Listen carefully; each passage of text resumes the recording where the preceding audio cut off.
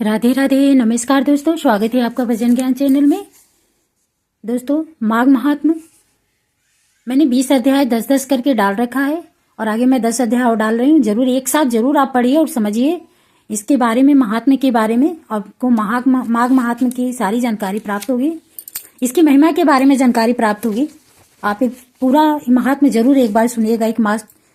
एक ऐसा लोमस जी बोले, चिरकाल में अवंती देश के वीरचिन्ह महीपति ने नर्मदा के किनारे पर जाकर राजस्व यज्ञ किया। सोने के मंडपों से सुसज्जित 16 अश्वमेघ यज्ञ किए, जो स्वर्ण के आभूषणों और यज्ञ के स्तंभों से शोभित थे। उस दानी और देवभक्त महीपति ने ब्राह्मणों को पर्वत के बराबर अन्न के ढेर दिए और वह सोने सहित गौ का दान करने वाला था। एक भद्रक नामक मूर्ख ब्राह्मण, कुलहीन, कृषि कार्य करने वाला, दुराचारी तथा अधर्मी था। और भाई बंधुओं से त्याग हुआ इधर उधर घूमता फिरता हुआ देव यात्रियों के साथ प्रयाग में आया और माघ में उनके साथ 3 दिन तक स्नान किया। वह भी 3 दिन के स्नान मात्र से ही निष्पाप हो गए। प्रयाग से लौटकर घर आ गया। उसके बाद राजा और उस ब्राह्मण की एक ही दिन मृत्यु हुई। मैंने इन दोनों को बराबर इंद्रलोक में देखा। तेज, रूप, बल, स्त्री, वस्त्र, अलंकार तथा पारिजात की माला से दोनों ही समान शोभित थे। इन दोनों के आगे नाचना और गाना हो रहा था। ऐसा देखकर उस क्षेत्र का क्या महात्मा कहा जाए। हे ब्राह्मण, प्रयाग में माघ स्नान राजस्वी यज्ञ के बराबर होता है। गंगा यमुना के संगम पर माघ महीने की हवा से अधर्म का स्पर्श नहीं होता तथा वह भी बड़े बड़े दुखों को नष्ट कर देती है। किसी भी तीर्थ में किए हुए पाप का फल माघ महीने में प्रयाग में स्नान करने से विलीन हो जाता है। यहाँ पर मैं तुमसे पिशाच मोचन नाम का एक पुराना इतिहास कहता हूँ। सावधान होकर सुनो। इसको अप्सराओं की कन्याएं और तुम्हारा पुत्र भी सुने। मेरे प्रसाद से स्मृति प्राप्त करके ही पिशाच योनि से छूट जाएंगे। पुराने समय में देवदूती नामक एक वैष्णव ब्राह्मण गंभीर और वेदों का पारंगत था। उसने पिशाच को निर्मुक्त किया। वेद निधि से जे बोले वहां कहाँ का रहने वाला था तथा किसका पुत्र था और उसका क्या नियम था, किसने उसको वैष्णव बनाया और किस पिशाच को उसने मुक्त किया। हे महामुनि, यह सब विस्तार पूर्वक कहिए।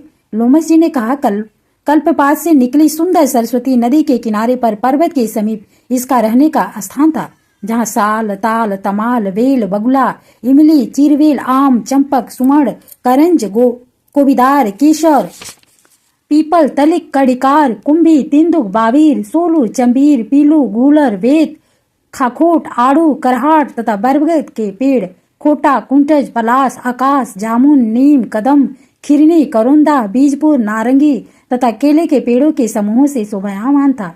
रस वाले नारियल, सदाफल, सप्तपर्ण, त्रिपुर, सरिस, सुंदर, आंवला, करकंदू, लकुट, परिभद्र और बच आदि सब केतकी, शीशुमार, तगर, कुंद, मलिक, कमल, कलहार, मालती तथा चमेली आदि के पेड़ों से यह आश्रम शोभायमान था। जंगल के बीच में पुण्य जल वाली सरस्वती नदी बहती थी। वहां पर सारस मीठे स्वर से कुंजते तथा कोमल शब्द करते थे और भौरे गुंजाते थे। तोता तथा मैना का बड़ा कौतूहल रहता था। उस श्रेष्ठ जंगल में अनेक प्रकार के पशु चरते थे। वह जंगल सरे फल फूल तथा परांग कड़ से धूमिल रहता था। संपूर्ण वन मधुमक्खियों के छत्तों से पूर्ण था। नए नए पत्ते तथा मंजरियों से व्याप्त लताएं पेड़ों में ऐसे लिपटी थी जैसे प्रिया से आलिंगन किया हुआ वल्लभ सुशोभित होता है। उस ब्राह्मण के साप के भय से वहां पर हवा भी मंद चलती थी। मेघ ओला वृष्टि करते थे तथा सूर्य जल वनस्पति इत्यादि को नहीं सुखाता था। बिना उपद्रव के इस जंगल में सिद्ध पुरुष निवास करते थे। यह जंगल चैत्र रथ वन के समान प्रसन्नता देने वाला था। इसी में द्विजवत धर्मात्मा देवदूती सुमित्र ब्राह्मण का पुत्र, जो लक्ष्मी के वर से पैदा हुआ था, रहता था। अब उसके नियम को सुनो। वह सदैव आत्मा को स्थिर किए रहता था। गर्मी के दिनों में नित्य प्रति अपने नेत्र सूर्य की तरफ रखता था। वर्षा के समय वह खुले मैदान में बैठकर तप किया करता था। तेज हवा चलने पर हिमालय पर्वत की तरह निश्चल रहता था। वह विप्र हेमंत ऋतु में सारस्वत सरोवर में बैठता था। शुद्ध जल का स्पर्श करके त्रिकाल संध्योपासन करता था। पीतर, देव तथा ऋषियों को श्रद्धापूर्वक प्रत्येक दिन तर्पण करता था।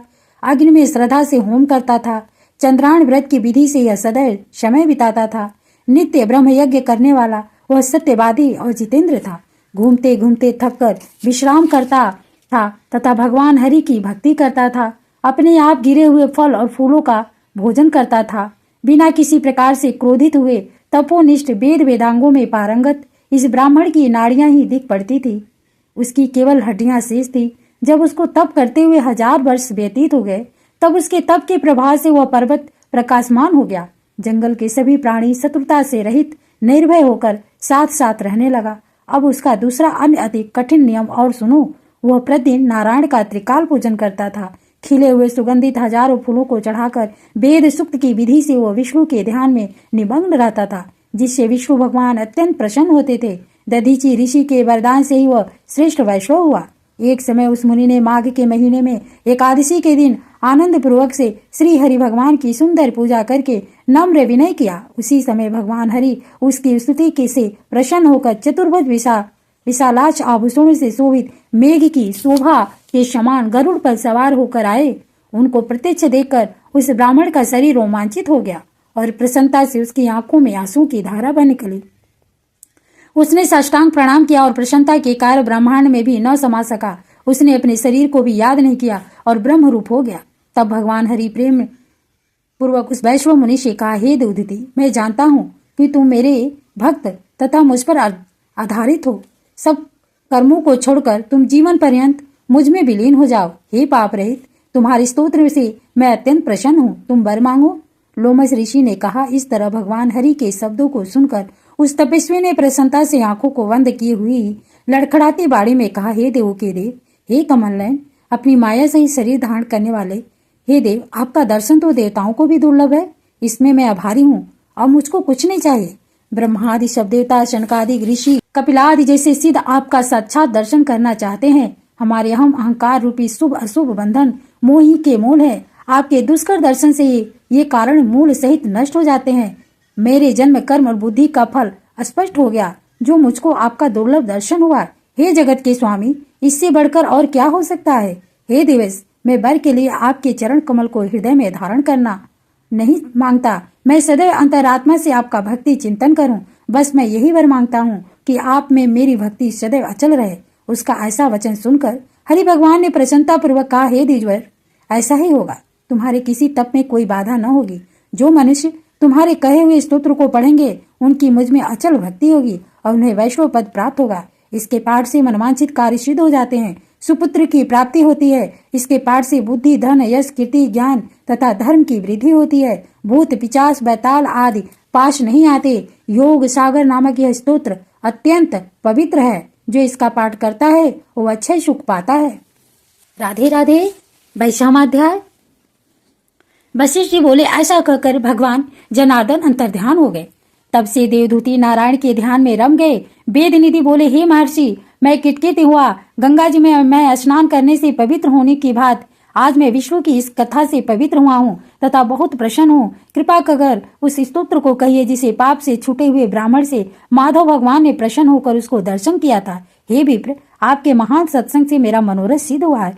लोमस ऋषि बोले, मैं तुमसे उस उत्तम स्तोत्र का रहस्य कहता हूँ जो मुझे गरुड़ जी से मिला है। हे ब्राह्मण, यह स्तोत्र सबका पापों को हरने वाला तथा आत्मज्ञान कराने में सर्वोत्तम है। वासुदेव विश्वव्यापी चक्रधारी भक्त प्रिय कृष्ण अवे तेज स्वरूप भगवान को नमस्कार है। जब स्तुति करने वाला जिसकी स्तुति की जाए वह तथा स्तुति सभी जगत विष्णु में है, तब किससे स्तुति की जाए, क्योंकि मनुष्य की बुद्धि भेद मानती है। जिस देव के निश्वास सूत तथा अंगों सहित वेद है, भला कौन सी स्तुति से उनको प्रसन्नता होगी।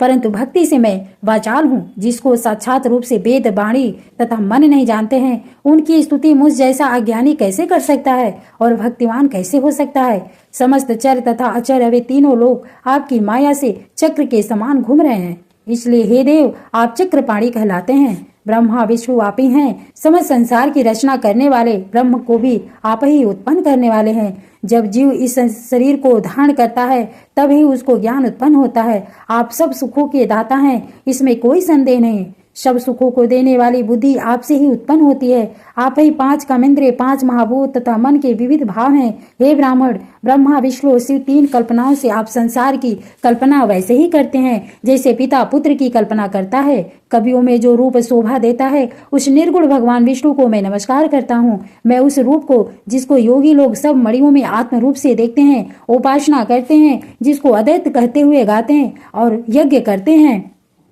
उन माधव भगवान को नमस्कार करता हूँ। जो मनुष्यों को माया तथा मोह में पैदा हुए विचित्र आभास, अहंकार तथा ममता को जानकर खो देते हैं, उन भगवान को मैं नमस्कार करता हूँ। संसार में मनुष्य के मोह रूपी वायु से सदा भड़कने वाली ज्वाला आपके चरणों की छाया पड़ने से नहीं जला पाती, जिसके स्मरण मात्र से मोह, ज्ञान, रोग तथा दुख कुछ भी पैदा नहीं होते। मैं उस अनंत रूप को नमस्कार करता हूँ, जिसके मिल जाने पर प्रजा किसी दूसरी वस्तु की इच्छा नहीं करती, जिसको जानकर अद्वैतवादी मनुष्य आत्मा को सम्मान देखते हैं। यदि विष्णु शब्द का अर्थ और उनके विषय का ज्ञान एक ही होता तो इस सत्य से, हे माधव, मैं इस संसार की माया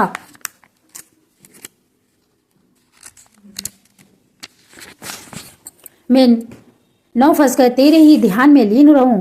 यदि वेदांत दर्शन के अनुसार नारायण समस्त संसार में व्याप्त हैं, तो इसी सत्य से मेरी विष्णु भगवान में निर्विघ्न भक्ति हो। जो बीज नहीं है अर्थात किसी वस्तु के कारण नहीं है, तो भी बिना बीज के अर्थात स्वयं विद्यमान है। जो बीजों के बीज से युक्त हैं, वह भगवान विष्णु ज्ञान रूपी खंग से हमारे संसार के बीज को टुकड़े टुकड़े कर दे। जो संसार की सृष्टि, स्थिति तथा लय के लिए तीन रूप ब्रह्मा, विष्णु, महेश धारण करते हैं और इन कार्यों में सत्य, रज, तम इन तीनों गुणों से विद्यमान रहते हैं, वह भगवान मुझ पर प्रसन्न हो। वह भगवान जो सब देवताओं की प्रार्थना करने पर 10 बार 10 अवतार धारण करते हैं, मुझ पर प्रसन्न हो। ब्रह्मादि से स्तंभ पर्यंत प्राणियों के हृदय रूपी मंदिर में जो एक निर्मल देव वास करते हैं, वह भगवान मुझ पर प्रसन्न हो। सृष्टि से पहले जिस देव ने प्रथम देखा, जो एक से अनेक हुआ, सिर से जिसने सृष्टि करके देवताओं में प्रवेश किया, वह भगवान मुझ पर प्रसन्न हो। हृदय रूपी आकाश में अंतर्यामी होने के कारण वर्तमान आकाश के समान सब जगह रहने वाले आकाश के भी आदि अर्थात उत्पन्न करने वाले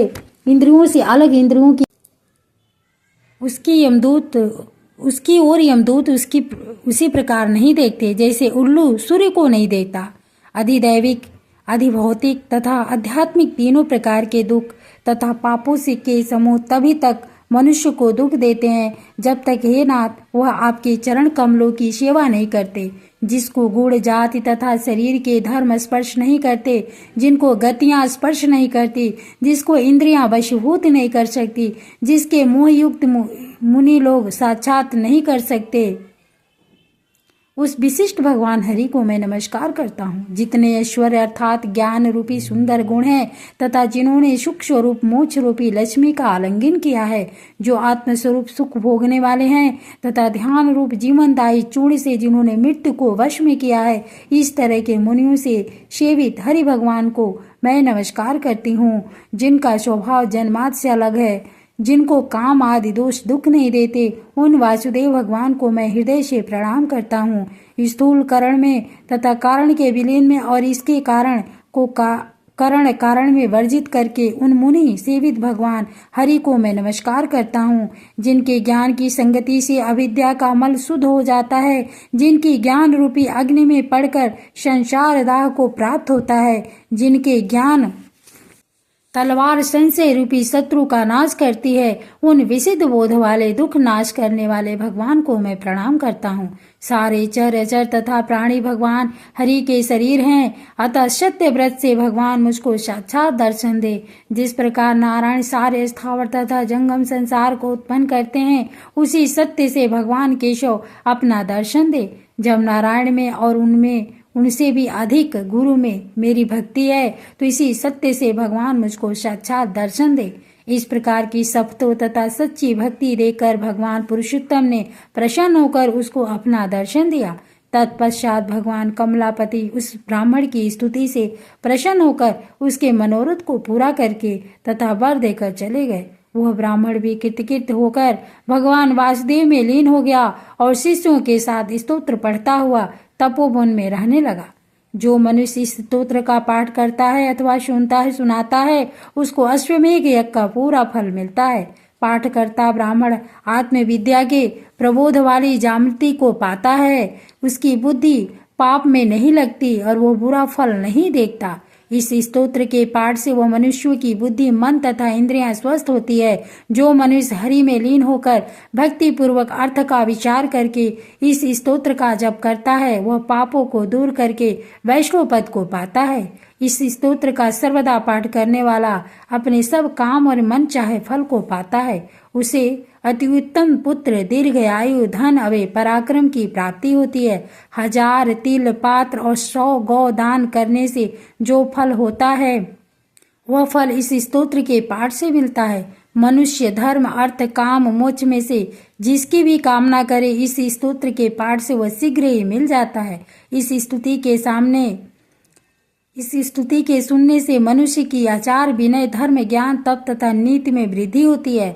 इस स्तोत्र के पाठ से महापातक व उपपातकों से युक्त मनुष्य भी तुरंत शुद्धात्मा हो जाता है। बुद्धि धन यश कीर्ति ज्ञान तथा धर्म सब बढ़ते हैं। दुष्ट ग्रहों की शांति तथा अशुभ का निवारण होता है। द्विजातियों को इस स्तोत्र के पढ़ने से उनको सब व्याधियों से मुक्ति मिल जाती है। नक्षत्र ग्रहों की पीड़ा अग्नि चोर सिंह व्याघ्र भूत प्रेत पिशाच पूतना आदि किसी भी प्रकार का भय नहीं रहता तथा इस लोक और परलोक में अच्छे सुख मिलता है। वह पाप से दूर रहता है। उसको गंगा आदि पुण्य तीर्थों में स्नान करने की सी गति मिलती है। अक्षय धन स्त्रियों का प्रिय तथा इस लोक में सत्कार प्राप्त करता है। इस स्तोत्र के सुनने तथा प्रातः काल पाठ करने से भक्तों की यहाँ धन का अभाव कालकर्णी बुरे स्वप्न तथा बुरी चिंता तुरंत दूर हो जाती है और उस पर विपत्ति कभी नहीं आती। देवदूती का बनाया हुआ यह स्तोत्र विष्णु भगवान में प्रीति उत्पन्न कर उनका दर्शन कराने वाला तथा विष्णु लोक को पहुँचाने वाला है। मैंने तुमसे यह पापनाशक योग सागर नामक स्तोत्र का रहस्य कहा है। अब इसके बाद मैं तुमसे पिशाच के मोक्ष के बारे में बताऊंगा। 23वां अध्याय। लोमस ऋषि कहने लगे, जिस पिशाच को उस वन में जिसने मुक्त किया वह पूर्व जन्म में चित्र नामक द्राविड़ नगर का राजा था। चंद्रवंश में उत्पन्न हुआ राजा अत्यंत सूरवीर पराक्रमी तथा सत्यपरायण था। वह पुरोहितों को आगे करके शुभ कर्म किया करता था। वह दक्षिणी समुद्र के किनारे पर स्थित प्रजा का पालन किया करता था। उसका कोष स्वर्ण तथा रत्नों से भरा था। उसके पास अनेक हाथी घोड़े तथा रथ इत्यादि थे। वह हजारों स्त्रियों के मध्य क्रीड़ा किया करता था। उसने अनेक यज्ञ भी किए। वह नित्य प्रतिदान दक्षिणा दिया करता था। आतिथ्य सत्कार तथा अस्त्र शस्त्र में निपुण था। वह ब्रह्म विद्या भी जानता था। ब्रह्म विष्णु महेश तथा सूर्य देव में उसकी समान रूप में भक्ति थी। स्त्रियों से घिरा हुआ वो बगीचों में रमण करता था। एक बार वो कौतूहलवश जटिल मंदिर में गया। वहाँ वेद विहीन भस्म लगाए जटिल पाखंडियों से उस राजा की बातचीत हुई। पाखंडियों ने कहा कि राजन, शैव धर्म को महिमा सुनो। इस धर्म के प्रभाव से मनुष्य पाप को काट कर मुक्त हो जाता है। सब मतों में शैव मत की मुक्ति देने वाला है। शिव की आज्ञा के बिना दान यज्ञ और तपों से कुछ भी नहीं होता। शिव का सेवक होकर केवल जटा धारण करने तथा भस्म लेपन से मनुष्य मुक्त हो जाता है। जटा तथा शिखा धारण किए हुए भस्म लेपन से मनुष्य शिव के समान होकर आनंद करता है। इसके बराबर और कोई मुक्ति का उपाय नहीं है। जटा तथा भस्म धारण करने वाले सभी योगी शिव समान हो जाते हैं। अंध जड़ नपुंसक तथा मूर्ख सब जटा से ही पहचाने जाते हैं। शूद्र वर्ण के शैव भी पूजनीय है। विश्वामित्र छत्री होकर तप से ही ब्राह्मण हो गए।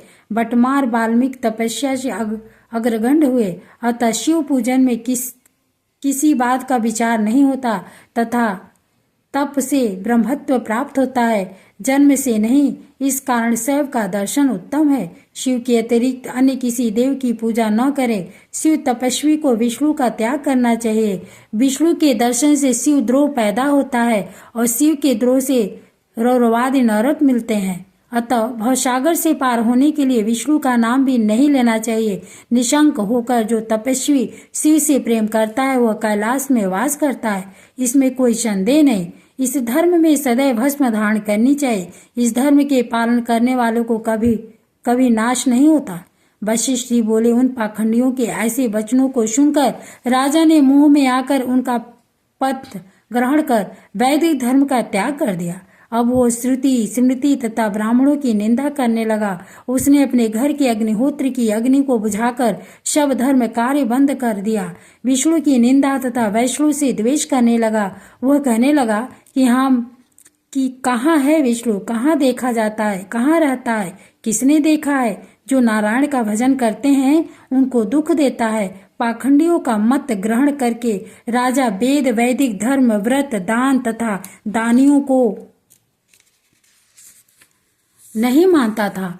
वो अन्याय से दंड देता था तथा सर्वदा भय और क्रोध से भरा रहता था। वह हजारों स्त्रियों से घिरा काम क्रीड़ा किया करता तथा गुरु और पुरोहितों के कहे हुए वचनों को नहीं मानता था। पाखंडियों की बात मानकर उनके कहे पर विश्वास करता था।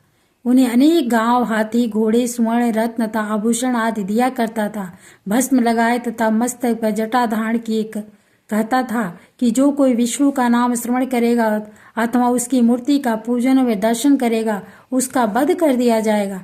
ये तो उसकी इस घोषणा से अनेक ब्राह्मण तथा वैष्णव उस देश को छोड़कर दूसरे देशों में चले गए। जो कुछ बचे हुए जटाधारी होकर त्रिपुंड लगाने लगे अथवा जीविका से दुखी होकर वृक्षों की पत्ते खाने लगे। उस नगर में यज्ञ पितरों का तर्पण देवता तथा भगवान हरि का पूजन कोई नहीं करता था। राजा व प्रजा सभी विष्णु से द्वेष रखने लगे। शैवों ने विष्णु मंदिर नष्ट कर दिए, मूर्तियों को उखाड़ कर समुद्र में फेंक दिया। इस प्रकार वह राजा और द्रविड़ देश के लोग निर्दयी, निष्ठुर तथा क्रूर हो गए। वहां पर न वर्षा होती और न गौएं बढ़ती। वहां के लोग केवल नदी के जल से जीते थे। जीविका से दुखी ब्राह्मण आदि वृक्ष नहीं लगाते थे और उन्हें राजा को कर देना पड़ता था। प्रजा अन्न का दूषण न बताकर सड़ा अन्न ही व्यवहार में लाती थी। आचार विचार से रहित वह राजा कालख्य की तरह प्रजा का शासन करता था। बहुत समय पश्चात उस राजा की मृत्यु हो गई तो उसकी अन्त्येष्टि आदि उधर वैदैविक क्रिया भी वेद विधि से नहीं की गई। तब यमदूत उस राजा को लोहे के किलों से वाले मार्ग से, जहाँ सूर्य की किरणें तप रही थी, वृक्षों की छाया न थी, जो अग्नि की ज्वाला से परिपूर्ण था, वहां लोहे के डंडों तथा कठोर मुदगरों से पीटते हुए ले गए। मार्ग में बड़ी बड़ी दाढ़ों वाले भेड़िए तथा डरावने कुत्ते उसे काटते थे। इस प्रकार दूसरे पापी मनुष्य की हाहाकार सुनता हुआ यमलोक पहुंचा। 24वां अध्याय। लोमा ऋषि बोले, हे द्विज, अब यमलोक में उस राजा की दुख देने वाले गति को सुनो। दारुण दुख से दुखी होने से वह राजा कभी मूर्छित होकर, कभी होश आने पर चित्त में संतोष करता हुआ पहले तो वह ताम्रिश नामक दारुण नरक में गया। अंध ताम्रश्री अति उग्र महारौरव, कालसूत्र अति घोर तापन तथा संप्रतापन नामक नरकों में गया। फिर काकोल, कुंडमल, तलवार जैसे पत्तों वाले वन और पूत मृतिका नाम के नरकों में गिरा।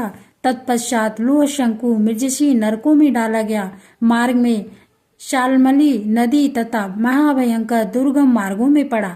विष्णु भगवान से द्वेष मात्र करने से वह 21 युग तक भयंकर और दारुण दुख भोगता रहा। यमराज की यातना भोगकर वह राजा नरक से निकला और हिमालय पर्वत पर बहुत बड़ा पिशाच हुआ। उस जंगल में जहाँ भोजन और जल का अभाव था, वह भूखा प्यासा इधर उधर फिरता रहा। फिर सब दिशाओं में घूमता वह भावी सत्फल देने वाले पलश्य प्रश्वण नामक जंगल में घुसा। बहेड़े के पेड़ की छाया का आश्रय लेकर वो अति दुखी होकर बारंबार जोर जोर से मैं मरा कहकर चिल्लाता हुआ कहने लगा कि भूख प्यास से व्याकुल इन दुखों से मेरा उद्धार कौन करेगा। लोमस ऋषि बोले, देवदूती ने वेद पाठ करते हुए उसका ये करुणा भरा रोना सुना। उन्होंने वहां आकर उस पिशाच को देखा जिसका चेहरा विकराल था।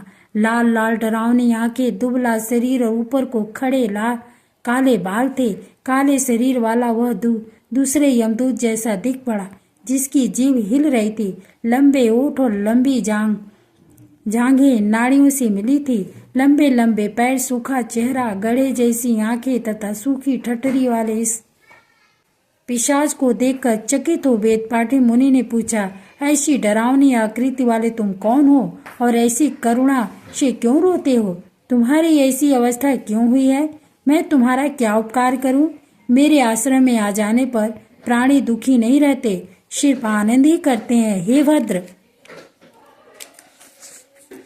तुम शीघ्र बताओ कि तुम्हारे इस दुख का क्या कारण है। इन प्रतियुक्त वाक्यों को सुनकर पिशाच ने रोना बंद कर दीनता से कहा, हे द्विज, मुझे किसी बड़े पुण्य से आपके दर्शन हुए हैं। वह अपने पहले वृतांत को कहने लगा। प्रेतवाल बोला, विष्णु भगवान से द्वेष करने के कारण मेरी ऐसी दशा हुई है। हे ब्राह्मण, जिस हरि का नाम प्राण निकलते समय लेने से मनुष्य विष्णु पद को जाता है, उस भगवान से जो प्राणियों की अंतरात्मा तथा उसका पालन करता है, तीनों लोकों में धर्म को देने वाला है। तप करते समय ब्राह्मण जिसकी प्रार्थना करते हैं, ब्रह्मादि सब देवता, सनकादि सब योगी जिसको मुक्ति के लिए पूजते हैं, जो आदि मध्य और अंत में विश्व का विधाता है, सनातन है, अनादि है, उसी से मैंने द्वेष किया। मेरे पहले जन्म में किए हुए सभी पुण्य विष्णु द्वेष रूपी अग्नि में भस्म हो गए। यदि किसी प्रकार मेरे इस पाप का अंत हो जाए तो इससे मुक्त होकर मैं विष्णुवाय नारायण के अन्य किसी देवता का पूजन नहीं करूंगा।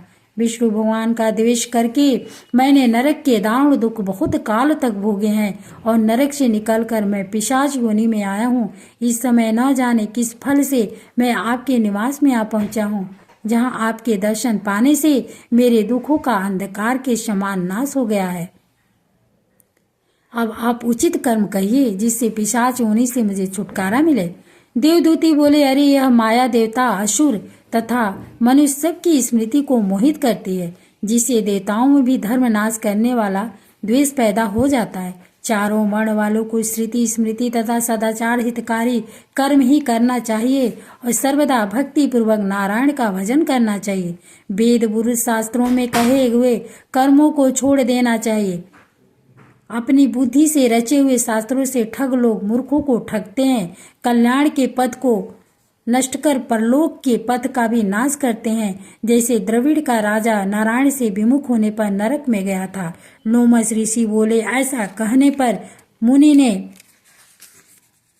पिशाच को सुमार्ग के वचन कहे, हे भद्र, माघ मास का विचार करके तुम प्रयाग में जाकर स्नान करो। इससे पूर्व जन्म के पापों से छुटकारा पाकर तुम पिशाच योनि से निसंदेह मुक्त हो जाओगे। वहां पर स्नान तप दान करने से स्वर्ग मिलता है। यह सनातनी श्रुति है, इससे बढ़कर दूसरा कोई प्रायश्चित नहीं है। संसार में यह स्वर्ग तथा मोक्ष का खुला हुआ द्वार है। जिस प्रकार शरद का चंद्रमा चमकता है, उसी प्रकार प्रयाग के संगम में स्नान करने से मनुष्य पवित्र हो जाता है। इसके जल की एक बूंद का स्पर्श करने से केरल देश का ब्राह्मण भी मुक्त हो गया था। ऋषि के ऐसे वचन सुनकर पिशाच के मन में अत्यंत शांति उत्पन्न हुई। तत्पश्चात उसने दुख से छूटकर बड़ी प्रसन्नता और विनय पूर्वक मुनि से पूछा। राधे राधे। 25वां अध्याय। पिशाच कहने लगा कि हे मुनि, केरल देश का ब्राह्मण किस प्रकार मुक्त हुआ, सो वृतांत मुझे सुनाइए। तब देवदूती कहने लगे कि हे पिशाच, केरल देश में वसु नाम वाला एक वेद तथा वेदांत का पारंगत ब्राह्मण रहता था। उसके बंधुओं ने उसकी भूमि छीन ली थी, जिससे वो अति निर्धन और दुखी होकर अपनी जन्मभूमि त्याग कर देश देश में घूमता किसी व्याधि में ग्रस्त हो गया और अंत में क्षुधा से पीड़ित वो विंध्य पर्वत पर जाकर मृत्यु को प्राप्त हुआ। उसका कोई संबंधी न होने के कारण उसकी उचित धर्माधिक क्रिया नहीं हुई और न उसकी दाह क्रिया हो सकी। इस प्रकार क्रिया के लोप होने से निर्जन वन में पर्वत की गुफाओं में प्रेत होकर चिरकाल तक वास करता रहा। शीत ताप तथा भूख प्यास से पीड़ित वो पिशाच हाहाकार करके रोता हुआ वायु के रूप में इधर उधर घूमता फिरता था। उसे कहीं भी सुख शांति नहीं मिली और वह अपने कर्म फल को भोगता रहा। जो लोग हवन गोविंद का पूजन आत्मविद्या का अभ्यास नहीं करते तथा प्रमुख तीर्थों से विमुख रहते हैं, जो दीन दुखियों को स्वर्ण वस्त्र तांबूल रत्न फल और जल नहीं देते, वो कर्महीन होते हैं। पाखंडी कुटिल चोर ठग तथा जो बाल वृद्ध और आतुरी स्त्रियों पर निर्दयता करते तथा उनका धन हरण करते हैं, वे अवश्य त्याग करने योग्य हैं। आग लगाने, विष देने, झूठी गवाही देने, माता पिता बहन संतान, अपनी स्त्री स्वामी तथा शरणागत का त्याग करने वाले लोभी नास्तिक, दूसरों के गुरु देवता वेद तथा धर्म की निंदा करने वाले तथा सब तीर्थों में दान लेने वाले, गौ तथा भूमि के चोर, पर द्रोही तथा प्राणियों की हिंसा करने वाले, इन सभी को संसार में बारंबार लाखों योनियों में जन्म लेने से दुखदायी फल मिलते हैं। प्रेत राक्षस पिशाच तथा कुटिल चाल चलने वाले वृक्ष योनि में जन्म लेते हैं। इनको इस लोक तथा परलोक में लेस मात्र भी सुख प्राप्त नहीं होता। ये तो निषिद्ध कार्यों को छोड़कर धर्म यज्ञ दान और तप करना चाहिए तथा मंत्र देवता और गुरु की सेवा चारों वर्ण वालों को निरंतर करनी चाहिए। इस प्रकार धर्मोपदेश सुनकर केरल के ब्राह्मण ने उस पर्वत पर काफी समय व्यतीत करके एक दिन एक पथिक को, जो 2 नगरी में त्रिवेणी का जल लिए हुए आनंद पूर्वक जनार्दन भगवान के पुनीत श्लोक का गाता जा रहा था, मार्ग रोककर उसको अपना रूप दिखलाया और फिर उससे कहने लगा, हे पथिक, तुम मुझसे डरो मत। मैं तुम्हारी नगरी में से थोड़ा सा, तुम्हारे गगरी में से थोड़ा सा जल चाहता हूँ। यदि तुम मुझे पानी नहीं पिलाओगे तो निश्चय तुम्हारे प्राण जाएंगे। देवदूती बोले। प्रेत का ऐसा वचन सुनकर उस राहगिरी ने आश्चर्य से पूछा, दुखों से दुखी, दुर्बल, मुरझाए हुए नग्न शरीर, मगर जीने के इच्छुक, कुरूप, भयानक, नीलवर्ण, चंचल नेत्र वाले तुम कौन हो, जो पैरों से पृथ्वी का स्पर्श नहीं करते? तुम्हारी बाहें तथा उदर मांस रहित है।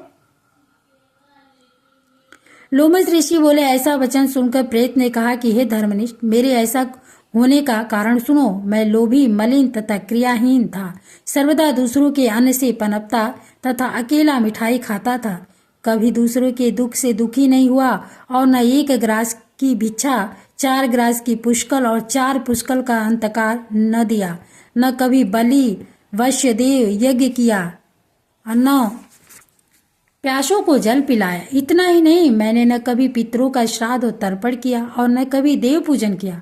ब्राह्मणों को छाता, जूता, जल का पात्र, पान और औषधि का दान भी नहीं किया। न कभी अतिथि सत्कार किया और न अंधे, वृद्ध, अनाथ और तीनों को अन्न से संतुष्ट किया। न कभी गौ ग्रास दिया और न कभी किसी रोगी की सेवा करके रोग मुक्त किया और न कभी अग्नि में हवन किया। बेतिपात, संक्रांति, सूर्य या चंद्रग्रहण, अन्य पर्वों तथा कार्तिक मास की मुख्य तिथियों, पितृपक्ष तथा माघ आदि की मनमादी तिथियों में ब्राह्मणों को कुछ भी नहीं दान दिया। कार्तिक मास में मैंने तिल, तेल सहित दीपदान और माघ मास के रूप सौभाग्य तथा काम देने वाला स्नान भी कभी नहीं किया। न माघ पौष में ब्राह्मणों को स्नान करने से सर्दी लगने पर उनको अग्नि से कभी तपाया, न वैशाख, ज्येष्ठ इत्यादि महीनों में किसी को ठंडा जल पिलाया, न पीपल तथा बरगद के पेड़ लगाए, न कभी किसी प्राणी को बंधन से छुड़ाया और न कभी मृत्यु से डरने वाले किसी शरणागत की रक्षा की, न 3 रात तक उपवास करके मधुसूदन भगवान को तृप्त किया।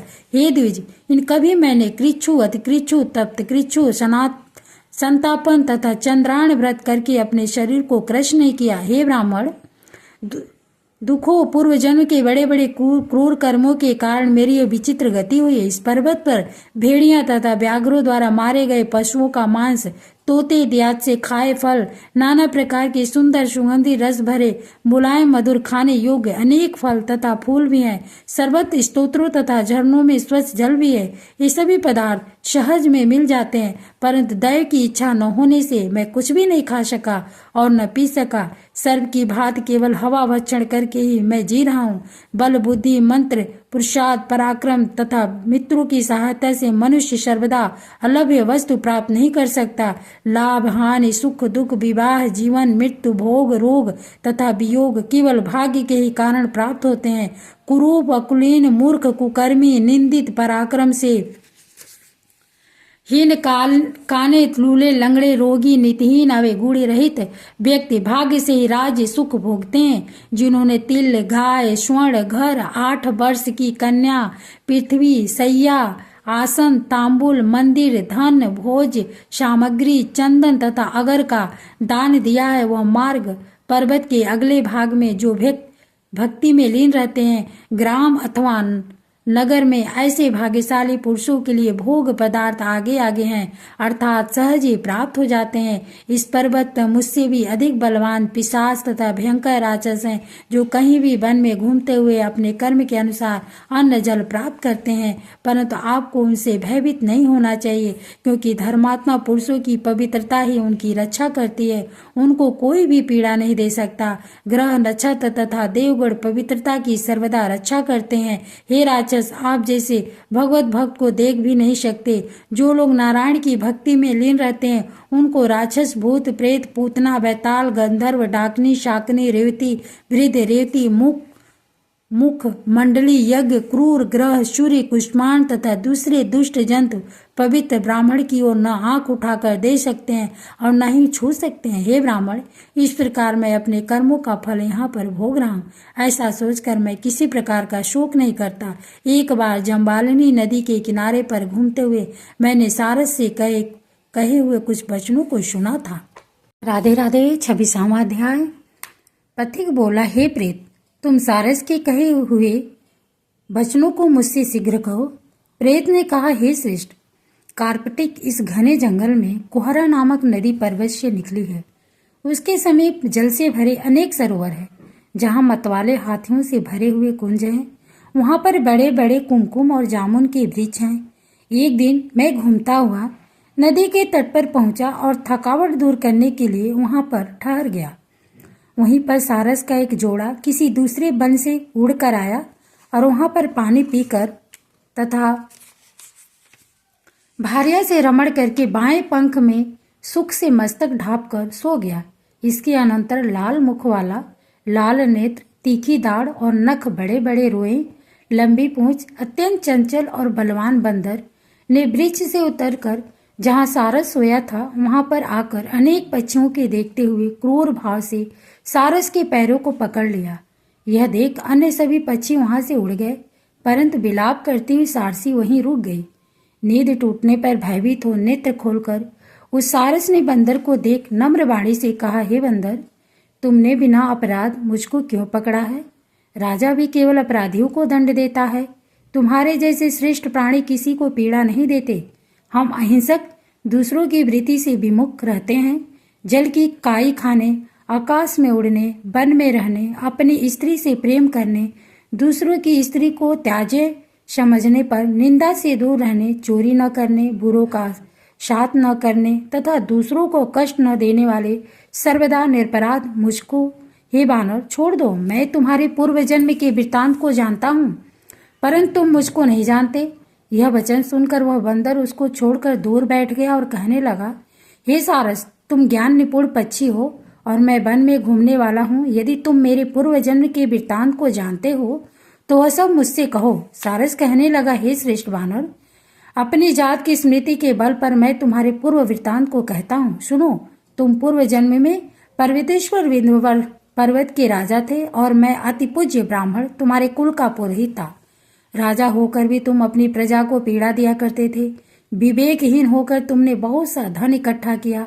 हे बानर, इस प्रकार प्रजा को अत्यंत दुख देने के कारण तुम अति दुखदायी कुंभी नामक नरक में फेंके गए, जहां बारंबार मरने तथा जन्म लेने पर तुम 3000 वर्ष तक उस नरक की तीव्र अग्नि की यातना सहन करते थे रहे।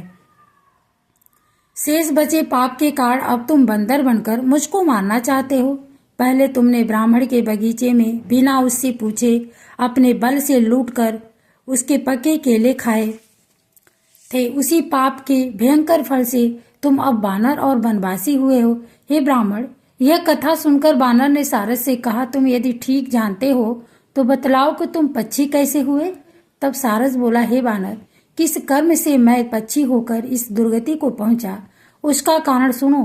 तुमने पूर्व जन्म में सूर्य ग्रहण के अवसर पर नदी के तट पर बहुत से ब्राह्मणों के निमित्त अन्न के 100 ढेर दान किए। मैं राजा का पुरोहित हूँ।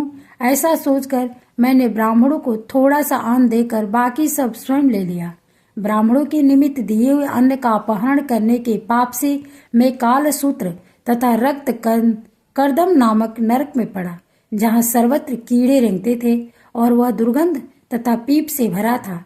वहां पर नाभि तक की नीचे सिर किए गड़ा रहकर मैं पीप चाटता था और मेरे शरीर को बड़े बड़े गिद्ध, कौवे और कीड़े बराबर काटते और खाते थे। उस समय मेरा एक क्षण महाकल्प के समान बीतता था। 3000 वर्ष तक इस प्रकार की यातना भोगने के बाद नरक से निकलकर मैंने प्रारब्धवश उद्धार पाकर कर्म फल से पक्षी का जन्म पाया।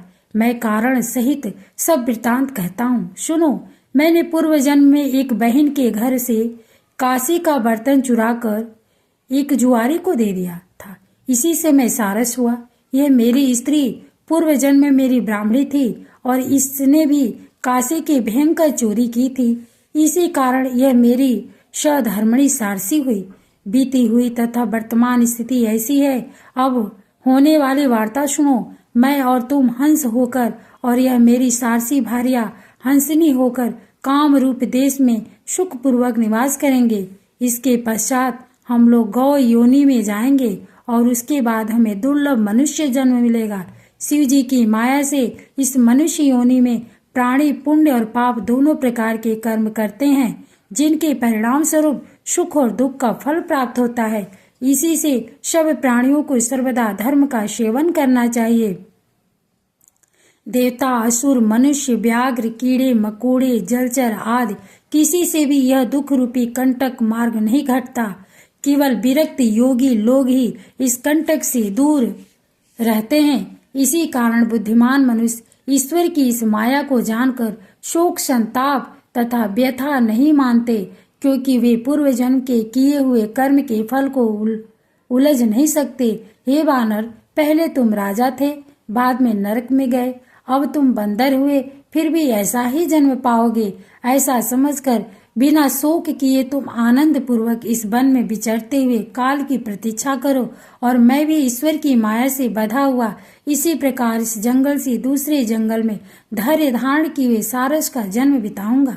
बानर ने कहा, पहले मैं तुम्हें पूछता था, अब तुम मुझको प्रणाम करते हो।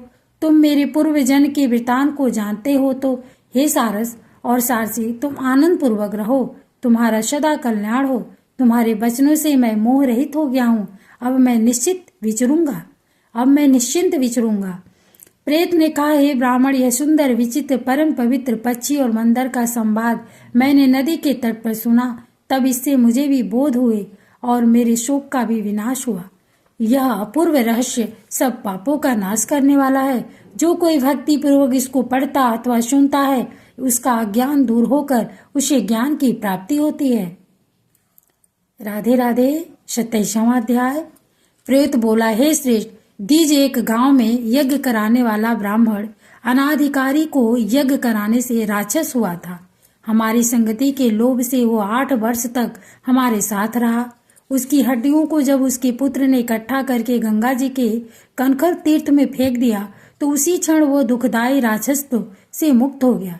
इससे सिद्ध होता है कि गंगा जल की बड़ी अद्भुत महिमा है। मैंने यह प्रत्यक्ष देखा है। भयंकर पीड़ा से व्याकुल मैंने अपने प्रेत योनि से छुटकारा चाहता हूँ, इसलिए मैं आपसे गंगा जल मांगता हूँ। मैंने पहले तीर्थ में जो पाप किए और बड़े बड़े दान किए थे, उनका प्रायश्चित नहीं किया था। इसी से मुझे भूखे प्यासे प्रेत योनि में विंध्य पर्वत पर हजारों वर्ष व्यतीत करने पड़े हैं। हे धार्मिकों में श्रेष्ठ, इस समय आप गंगा जल दान देकर मेरे प्राणों को संतुष्ट कीजिए। प्राणियों को प्रेत रूप में भी जीना दुर्लभ है, परंतु मनुष्यों को सर्वदा सब प्रकार से शरीर की रक्षा करनी चाहिए।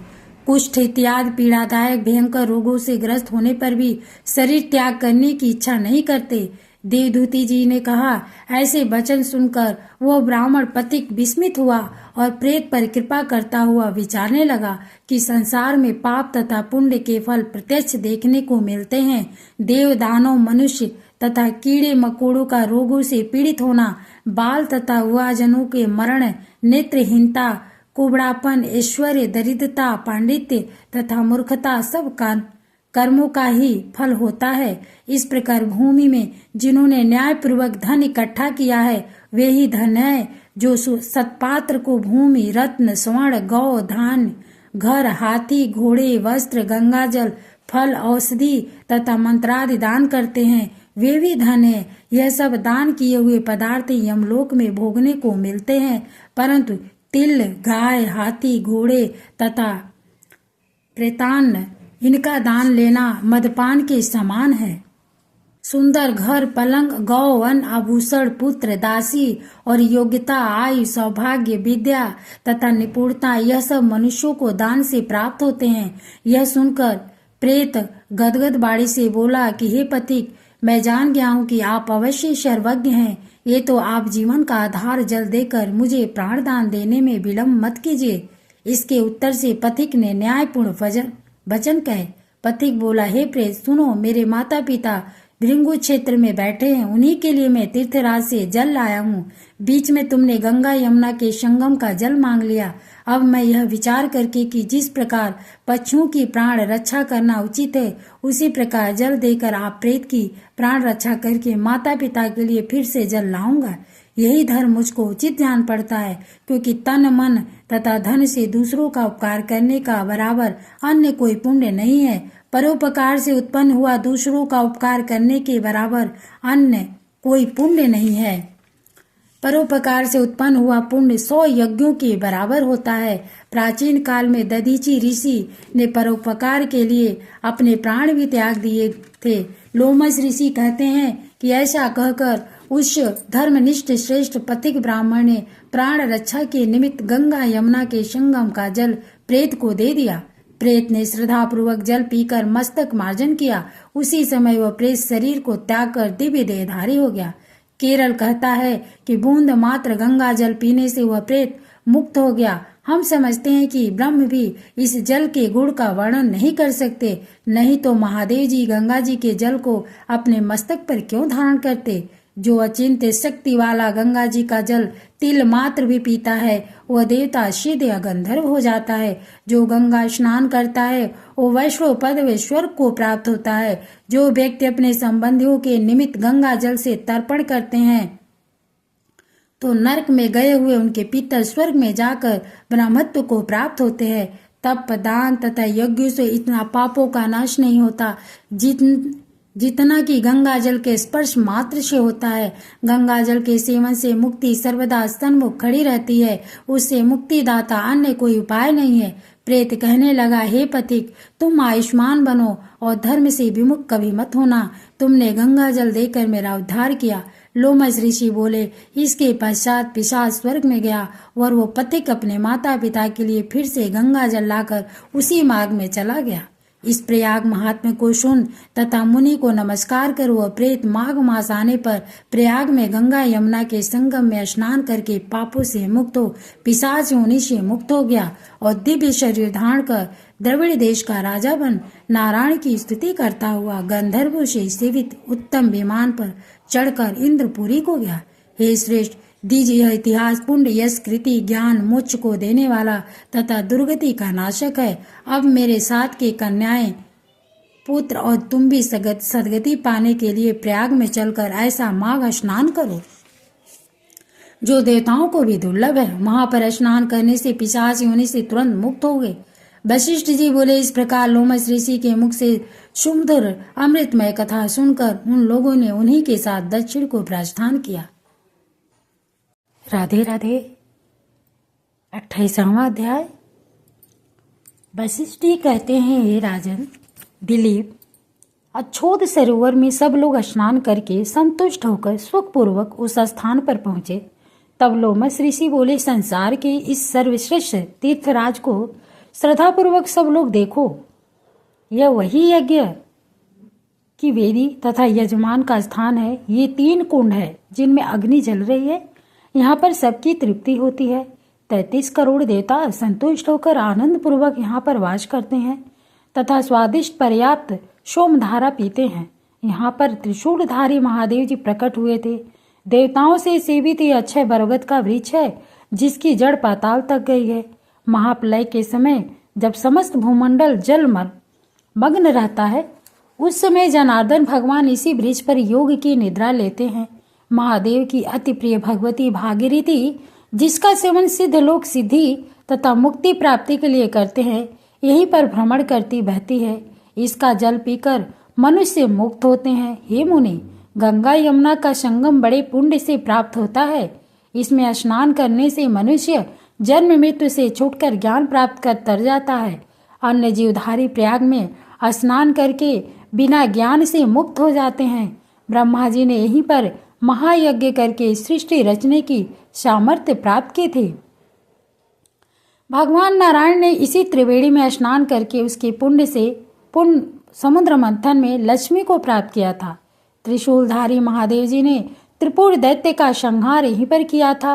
प्राचीन काल में इंद्र के शाप बस स्वर्ग से निकाली गई उर्वशी को यहाँ पर स्नान करने से शीघ्र ही पुनः स्वर्ग मिला था। नहुस कुल के राजा ययाति ने वंशधर पुत्र को प्राप्त किया था।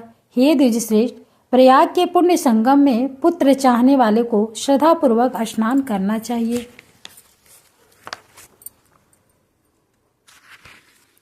प्राचीन काल में इंद्र ने यहीं पर स्नान करके अपनी माया से कुबेर के धन को पाया था।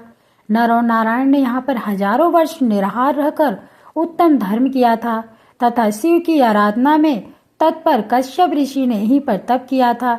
इस तीर्थ में तप करके भारद्वाज, कश्यप आदि 7 ऋषियों ने सप्त ऋषि का उत्तम पद प्राप्त किया था। हे ब्राह्मण, प्राचीन काल में इसी क्षेत्र में आत्म तत्व ज्ञानी शनकादि ऋषियों ने योग सिद्धि पाई थी। गंगा यमुना के संगम में स्नान करने से सब पाप छूट जाते हैं। मुक्ति को चाहने वाले पुत्र तथा कन्या सब हमारे कहे अनुसार इस गंगा यमुना के संगम में स्नान करो। त्रिवेणी के जल में स्नान करने से तुम्हारे पहले किए हुए सब पाप नष्ट हो जाएंगे तथा इसके महाफल से संपूर्ण वैभव प्राप्त करोगे। ऋषि के अलंघनीय असत्य वचन सुनकर वे सब श्रद्धापूर्वक प्रयाग में स्नान करते ही पिशाच योनि से मुक्त होकर अपने वास्तविक शरीर को प्राप्त हो गए। वेदनिधि ने अपने पुत्र तथा दिव्य रूप वाली अति सुंदरी कन्याओं को देखकर प्रसन्नचित्त लोमस ऋषि से कहा, हे महर्षि, आपके अनुग्रह में से ही ये सब पाप से मुक्त हुए हैं। अब इन बालकों का योग धर्मोपदेश कीजिए। लोमस ऋषि ने कहा, इस युवा कुमार ने वेदों का अध्ययन समाप्त कर लिया है। मैं प्रीतिपूर्वक कहता हूँ कि इनके कर कमल को ग्रहण करे। तब लोमस ऋषि तथा अपने पिता की आज्ञा से उस ब्रह्मचारी ने वेद मंत्रों तथा ऋषियों से मंगलाचरण पूर्वक धार्मिक विधि के अनुसार उन 5 कन्याओं का फाड़े ग्रहण विवाह किया। उन कन्याओं के मनोरथ पूर्ण होने से वे सब अत्यंत प्रसन्न हुई, साथ ही कुमार भी अत्यंत संतुष्ट हुआ। तत्पश्चात लोमस ऋषि अभिवादन पाकर देवताओं से सेवित मेरु पर्वत पर चले गए। तब हे राजन, वेदनिधि प्रसन्नचित्त अपने पुत्र तथा 5 बहुओं को साथ लेकर कुबेर के नगर को गए। हे सूत जी के पुत्र, इस पवित्र कथा को सुनकर दूसरों को धोखा देने वाला वंचक, पिता द्रोही, गुरु पत्नी में रत कन्या की बिक्री करने वाला ब्राह्मण और विष्णु द्रोही आदि शुद्धि को प्राप्त होते हैं। यह तीर्थ मनचाहा फल तथा मोक्ष देने वाला है। जिनकी श्रद्धा न हो उनसे यह कथा नहीं करनी चाहिए, अर्थात गोपनीय रखें। श्रद्धा पूर्वक जो कोई इस कथा को पढ़ता अथवा सुनता है वह विष्णु का सायुज्य प्राप्त करता है। बुरे स्वप्न तथा पाप को हरने वाले पुण्यदाता इस माघ महात्म्य के कहने वाले का पूजन करना चाहिए। जो कोई इस दिव्य माघ महात्म्य को सुनता अथवा पाठ करता है उसके सब मनोरथ पूर्ण होते हैं तथा सब पापों से छूटकर वह विष्णु लोक को प्राप्त होता है। धर्महीन के लिए यह दुर्लभ है। इसको सबसे पहले ब्रह्मा जी ने वशिष्ठ मुनि से कहा था, उसी को दत्तात्रेय जी ने कहा, फिर वशिष्ठ जी ने राजा दिलीप से कहा और मैंने कार्तिवीर्य को सुनाया। जिस घर में इस महात्म्य की पूजा होती है उस घर में भगवान नारायण सर्वदा पूजित रहते हैं। पुष्कर, प्रयाग, गंगा सागर, देवालय, कुरुक्षेत्र तथा काशी जी में इसका पाठ अवश्य करना चाहिए। ग्रहण के समय पुष्कर तीर्थ में इसका पाठ करने से दुगना फल मिलता है। ये सूत जी के पुत्र, पुराण पढ़ने वाले तथा इस महात्म को सुनाने वाले ब्राह्मण का पूजन करके गाय, भूमि, वस्त्र, द्रव्य तथा आभूषण इत्यादि बहुमूल्य पदार्थ दान देकर संतुष्ट करना चाहिए। इससे उसको किसी प्रकार की पीड़ा नहीं सताती तथा अंत में विष्णु लोक को प्राप्त होता है। राधे राधे। ये संपूर्ण महात्म्य मैंने 3 वीडियो में डाल रखा है। आप तीनों वीडियो को जरूर सुनिएगा। 28 अध्याय है। इससे सुनने मात्र से सभी पापों का नाश होता है। इस माघ मास में इस महात्म्य को अवश्य श्रवण करिए। इससे सुनने से हमें बहुत सारी माघ स्नान की महिमा के बारे में जानकारी होती है। तो आप इसको पूरा पढ़ें, सुने और वीडियो अच्छी लगे तो लाइक ज़रूर करें और कमेंट बॉक्स में राधे कृष्णा लिखें, हर हर गंगे लिखें और दूसरों को भी शेयर करें। जय श्री कृष्ण।